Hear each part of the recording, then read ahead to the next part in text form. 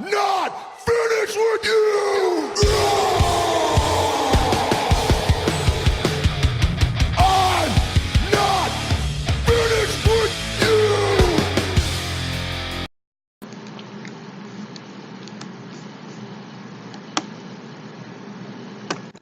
Welcome, ladies and gentlemen, to the Defy WWE Logic podcast. This is my WWE SummerSlam 2018 match card predictions. Now, we have a lot to talk about, ladies and gentlemen. SmackDown Live is going down at the Barclays Center in Brooklyn, New York on Sunday, August 19th. Now, SummerSlam will be a 5-hour event. 1 hour for the pre-show, as always, and 4 hours for the main card. Now, getting right into the review, Bobby Lashley versus Elias. This is not a confirmed match, but one can only understand with common sense that this is the route they're going. Obviously, we know Bobby Lashley has been interrupting Elias on multiple occasions. Bobby Lashley, he's going to go up against Elias at SummerSlam. This little small feud that's been going on, it's going to be one of the 10 worst feuds in 2018 in the WWE. It's just plain and simple. And I may end up doing a video on the 10 worst feuds in 2018 at the end of the year. But overall, I have Bobby Lashley defeating Elias at SummerSlam when this match sadly ends up happening. Now, speaking of another match that hasn't been officially confirmed by the WWE, but again, we can only assume because of what's going on, I believe that the B team will defend their Raw Tag Team Championships against the Leader of Worlds, Bray Wyatt and Matt Hardy, or Woken Matt Hardy if you want to say, versus the Revival. I think this match is bound to happen, and I have the B team winning and retaining their Raw Tag Team Championships. And the reason why, the B team, they're just exciting, man. I really like the B team. They're exciting, they're fun to watch, and there's something new. You know, I'm glad they defeated Bray Wyatt and Matt Hardy. There's something different in the tag team division, just the way they are, and especially with all the times they've been jobbing, it's just very exciting to see them actually having a championship. You know, especially for Curtis Axel. I don't think he's even, well, actually he won the Intercontinental Championship, but I'm just glad they're actually doing something instead of just being the Miz's little lackeys and things of that nature. Overall, I think that the B team will retain their championships, whether it's in a triple threat tag team match or if it's just against the Leader of Worlds or the Revival. Now, moving on, we have another exciting matchup that I want to talk about. The Money in the Briefcase match. Now, Braun Strowman obviously is the Money in the Bank briefcase holder, and he's going up against Kevin Owens. Now, I hope that everyone understands that Kevin Owens is more than likely going to win the Money in the Bank briefcase. And here's why. You have to understand that Stephanie McMahon didn't announce a no disqualification match or a steel cage match or a table match or anything along that nature. She just announced a regular 1-versus-1 match for the Money in the Bank briefcase. So this means that basically if Kevin Owens can somehow get Braun Strowman to get overly aggressive and angry, if Braun Strowman gets disqualified, Kevin Owens will become the Money in the Bank briefcase holder.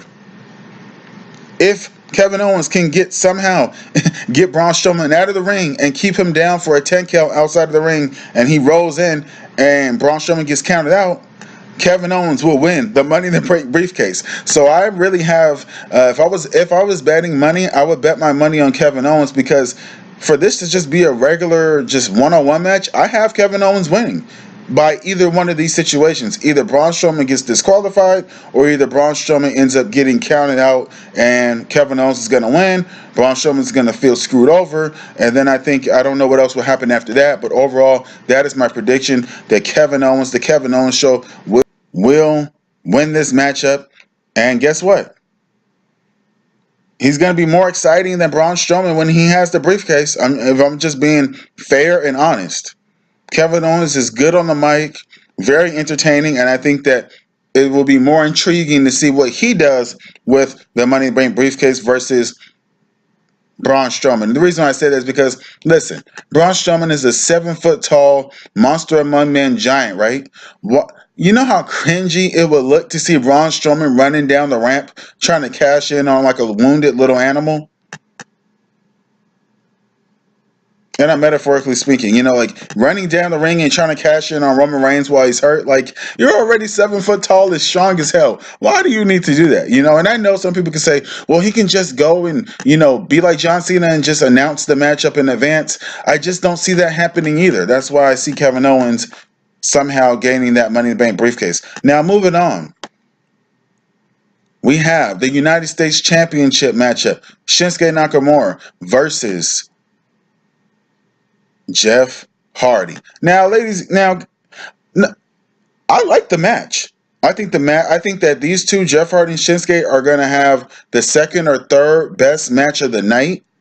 But why isn't Randy Orton a part of it? Now, we know that Randy Orton and Jeff Hardy had their championship match a couple of months ago, but why wouldn't they just add Randy Orton to the match anyways, because of the situation that's been going on with Jeff Hardy and Matt Hardy? So anyways, this leads me to believe that Jeff Hardy will win the United States Championship back, and he will end up, I guess, continuing his feud with Randy Orton, and they will still be going at it over that United States Championship. Looks like Randy Orton isn't over Jeff Hardy and wanting to beat the hell out of him. So we're going to have to go ahead and see what happens in the future. But I have Jeff Hardy defeating Shinsuke Nakamura to gain the United States Championship. And again, I believe that these guys will have the second or third best match of the night. Daniel Bryan versus The Miz. This is something that I've been waiting to see for a year or a year and a half, I should say. And it's finally going to happen, guys. Finally. Daniel Bryan versus The Miz. This is what fans have been wanting for a very, very long time. And now it's finally going to happen at SummerSlam. Now, I have Daniel Bryan winning. And the reason why I have him winning is because he's the fan favorite, right?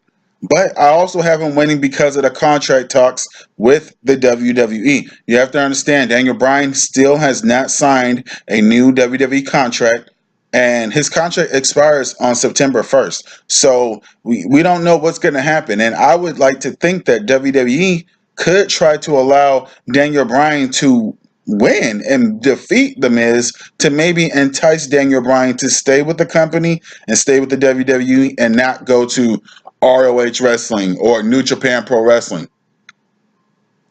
That's what I think they're going to end up probably trying to do.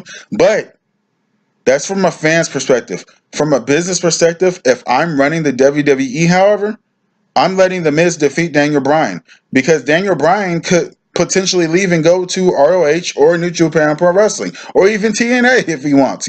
Obviously Daniel Bryan wants to work a part-time schedule, and for me, if Daniel Bryan does not sign a new WWE contract within the next 8 days leading up to SummerSlam, then I'm having The Miz win, because why would I allow someone who's going to potentially leave my company defeat a star who's going to stay here probably to the day they retire in The Miz? The Miz is never going to leave the WWE. So if anything, you have The Miz win, and then if Daniel Bryan does indeed leave, you can have it to where The Miz is like, yeah, I beat Daniel Bryan, and he took the loss so bad he had to go to a different company, or whatever they want to do to kind of shade Daniel Bryan if he does in fact leave. That's the route I would go if I'm running the WWE. That's just about all I got to say about that. Let me know in the comment section down below. What do you guys think? Moving on, we have the SmackDown Women's Championship. Carmella versus Becky Lynch versus Charlotte. Now, I believe Charlotte will win. This is not who I want to win. I just believe the WWE and the people behind her will allow Charlotte to win and get the pin over Carmella, and end up number one, because Carmella is less talented than Becky Lynch and obviously Charlotte, and I believe that that's what they're going to do and allow Charlotte to pick back up where she left off. Now, personally, I would like to see Becky Lynch win. I like Becky Lynch. I was very irritated and have been pissed off for a long time of the WWE sitting there and just disrespecting Becky Lynch by having her lose, having her be in meaningless feuds. Basically, Becky Lynch is the Finn Balor to she was the Finn Balor to SmackDown that Finn Balor is to Raw. Being in meaningless feuds, lost on the roster, just not doing anything, right? You would have never even thought that Becky Lynch, of all people, won the first ever women's. You would have never thought that Becky Lynch was the first person to win the SmackDown Women's Championship. Never thought that. So, because of how she's been booked. So, obviously, I'm cheering for Becky Lynch the whole time. I hope that she ends up coming away with the W and becomes the new SmackDown Women's Champion. But knowing the WWE, I wouldn't be surprised if they just give it to Charlotte. Next up, the Raw Women's Championship, Alexa Bliss versus Ronda Rousey. Alexa Bliss will defeat Ronda Rousey. Somehow, some way, Alexa Bliss will retain her Raw Women's Championship. And the reason why is because I believe that Ronda Rousey will get disqualified and she will lose because of her over-aggressive temper. Somehow, maybe it's by count out, maybe it's by hitting the referee on accident, or maybe it's just by, getting distracted by Mickie James. And maybe Alexa wins by a roll-up pin. But some way, somehow, I believe Alexa will retain. But the prediction, the twist that I have to this is I believe that Nia Jax will come in and just demolish Alexa Bliss and Ronda Rousey. And the reasoning behind that is because Kurt Angle just announced that, Ronda Rousey, you're going to have a championship match at SummerSlam. Well, what about Nia Jax? Nia Jax hasn't received her rematch calls for the Raw Women's Championship after she lost at Extreme Rules. So I have Nia Jax coming down, destroying both Alexa Bliss and Ronda Rousey, and then leaving, right? And then I have it to where I believe that Kurt Angle will end up announcing that it'll be Alexa Bliss versus Nia Jax at September's pay-per-view, whatever it is, and then I believe Ronda Rousey's not going to get a shot. Maybe she gets crazy and she ends up hitting someone again, and Kurt Angle or someone, and then she ends up getting suspended for another 30 days or something, and then I would have her come back in October and then be a part of the Raw Women's Championship picture. And the reason why is because you have Nia Jax defeat Alexa Bliss in September at whatever that pay-per-view is. Then the next month you have Ronda Rousey getting a shot because she got screwed over because Nia Jax just interrupted the match that past month. And then Alexa Bliss obviously gets her rematch calls. So you can have it to where it's a triple threat match in October. This will be the first only women's pay-per-view. I'm pretty sure they're going to allow Ronda Rousey to headline it. So think about this. Ronda Rousey headlines the first ever only women's pay-per-view. It'll be Ronda Rousey's first championship win in the WWE. And it's in the same month as Breast Cancer Awareness Month. So, hey, if you're asking me, that's smart. It's smart marketing. It's smart in terms of trying to take advantage and make even more and more money. And that's something that I would do. But it remains to be seen what they will do. Now, moving on, we have the Universal Championship match. Up next, the Universal Championship match. Brock Lesnar, the Beast Incarnate, versus Roman Reigns, the Big Dog. Now, Brock Lesnar will defeat Roman Reigns. Now, I know that because Paul Heyman isn't by Brock Lesnar's side, WWE's given off this impression that all of a sudden Brock Lesnar could potentially lose or be vulnerable. That's not going to happen. Brock Lesnar, if anything, it looks like he's going to be even more dominant and more destructive. Now, Brock Lesnar will retain his championship, as I said, and honestly, I hope he does. And the reason why is because if Brock retains, that means I can be happy with the decision that WWE made a couple weeks ago by having Roman Reigns defeat Bobby Lashley a few weeks ago on Monday Night Raw. I could be okay with that because then it's like, okay, if the WWE planned on Brock Lesnar retaining the championship, then why have Bobby Lashley being that in a lose-lose situation, right? Bobby Lashley just being in the match isn't going to help him, especially if he just loses to Brock Lesnar at SummerSlam. Now, it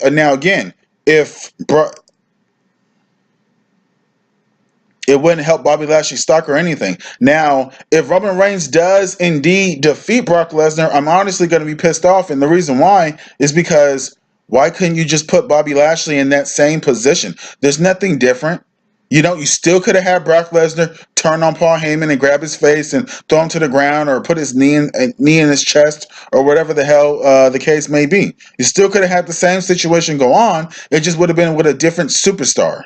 So I'm really not understanding where what the logic would be, because the WWE knows the fans want to see Bobby Lashley have the championship versus Roman Reigns having the championship. So that's why I think that that's what I think, and yeah, that overall, that's pretty much it. At the end of the day, I have Brock Lesnar retaining the championship and demolishing Roman Reigns, and you never know. Maybe the WWE will have Paul Heyman team up with Bobby Lashley, and then he'll go on to face Brock Lesnar for the championship, and he will defeat him, and then we can see a Roman Reigns versus Bobby Lashley with Paul Heyman by Bobby Lashley's side. That actually would be very, very entertaining to see, especially if we get a heel Bobby Lashley. That would be even more entertaining. So it remains to be seen, but hopefully something along that nature does end up happening. Moving on. I'm not going to talk about this WWE Championship match for that long. I'm just going to give you guys this.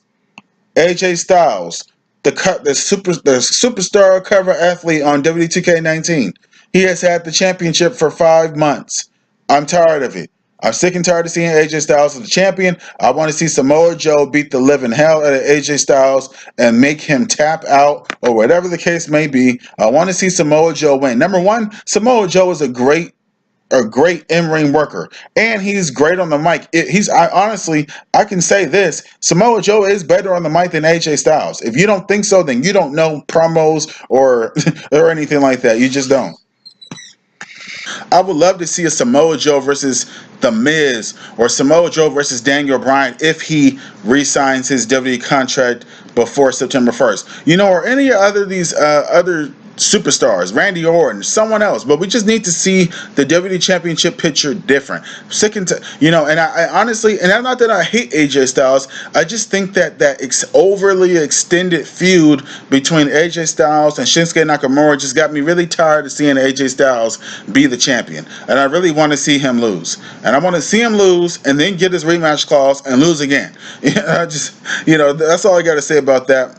And moving on, we have actually 2 more last matches to talk about. Now, to hurry up quick, Sasha Banks and Bayley, they're going to probably have a tag team match against the Riot Squad or some other tag team in a women tag team in the WWE, and that's going to be pretty much it. It'll probably be on the pre-show. Now we have one last match. We have the wannabe Shawn Michaels. Along his side, he has Drew McIntyre versus the Architect, Seth freaking Rollins, ladies and gentlemen. Now, that Seth Rollins will end up regaining the Intercontinental Championship. I think that somehow, some way, we're going to see something, of the typical thing that happens in these matches. Drew McIntyre or whoever else always ends up, causing the other opponent to get distracted a little bit. Someone goes up with a roll-up pin. I think that the wannabe Shawn Michaels and Drew McIntyre are going to be too much for Seth Rollins. And then I think that Dean Ambrose is going to come back, run down to the ramp, help Seth Rollins take out Drew McIntyre. So then Seth Rollins can finally regain his Intercontinental Championship and actually have a fair match. And that's what I believe, ladies and gentlemen, that will happen in that match. That is it for my review.